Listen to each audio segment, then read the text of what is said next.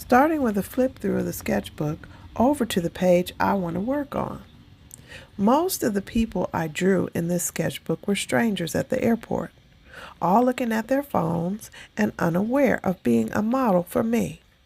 There was one guy who did notice. He had the most gigantic pile of dreadlocks that I wanted to capture, but he saw me and got up and moved. Look for an arrow to see the guy that was offended and walked away. People waiting in airport lobbies are especially still, but anywhere else you may try to draw people, they are prone to moving and therefore more of a challenge to sketch. On a rare occasion, you may get someone to agree to sit for you. However, the one subject you always have is your reflection in a mirror. Another artist explained that he makes sure to put one self-portrait in each sketchbook.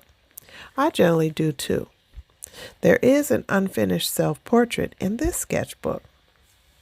This sketch wallet has turned out to be a favorite travel sketchbook. A few of the pages could use more drawings. There are plenty of spaces to squeeze some new doodles or sketches in. I would like to tweak it more, then do a new flip through, revealing the extra drawings in another video. This drawing was painful to look at in its half-done state. Maybe if this was my only sketchbook, I would have been reminded more often to find the reference picture and finish it. Tell me what you think. Is it better to work in one sketchbook at a time, or do you feel too restricted? I watch other artists fill their sketchbooks much faster, but they have many pages in it that they have abandoned, or with only one tiny drawing on it. As you can see, this is not my method. My experience in an impoverished inner-city school where paper was in short supply has affected my current life. We had to write on the front and back of each sheet to be issued another piece of paper. To this day, my handwriting is small, and I like my sketchbook pages full before I'm satisfied that they are done. Flowers are difficult to draw. Each day they open a little wider, and in a few short days they are dead. You don't have a lot of time. At least this time I thought to snap a reference photo. It is a miracle that I still have the reference photo so many years later. In this video, I have used various gellyroll gel pens of the opaque variety and one King Art Inkline pen and many arrtx acrylic markers to work on this floral still life.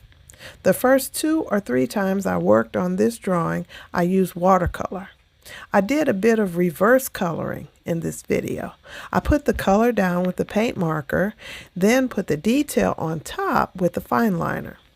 The end result is satisfactory.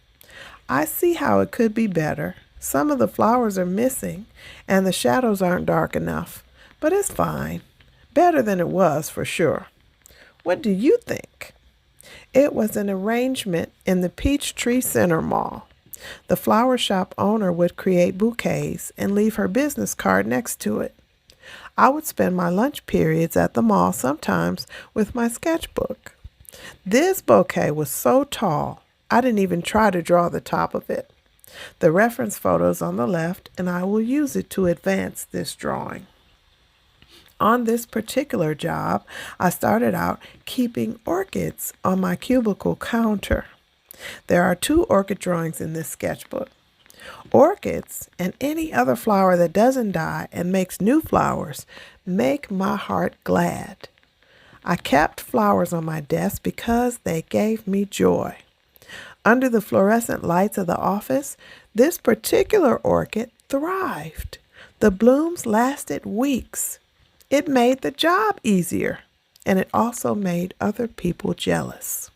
A certain woman would visit my desk, and her daughter's name was also Rebecca. I thought she liked me, until one day I came into the office to find my orchid damaged. Then the statement she made came back to me. She said, What kind of flower is that? Oh, is that the one that after the flowers die, all you have left is a stick? At the moment she said it, I wasn't moved. But after the flower was abused, she became the number one suspect. I was so angry over this flower. It wasn't the cost. I had found it on sale at CVS. But the nerve! I wanted to go to HR and get an investigation started. I called all my family and grumbled about it. I was never sure it was her. There was one other woman in the office that openly showed me contempt. It could easily have been either of them. It was also possible that it was not malicious. Maybe someone made a clumsy mistake. Even so, after that day, I chose cut flowers instead, and I took my orchid home.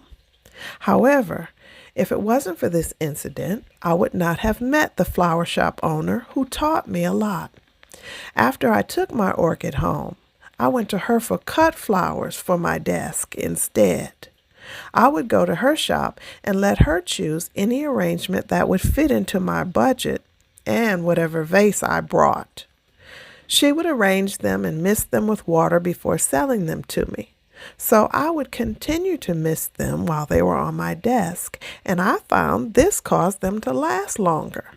To this day, I mist my flower arrangements. Because so many people in the office remarked on the beauty and longevity of this orchid, I feel like jealousy had something to do with its damage. If you notice that someone is jealous of you, beware. If you can, put distance between you and them. Consider it as a warning. Jealousy invites the spirit of murder, and most of all, don't be that person. The scriptures say, "For where you have envy and selfish ambition, there you find disorder and every evil practice." That's James chapter 3, verse 16. I suppose we all struggle with jealousy at some point in our lives.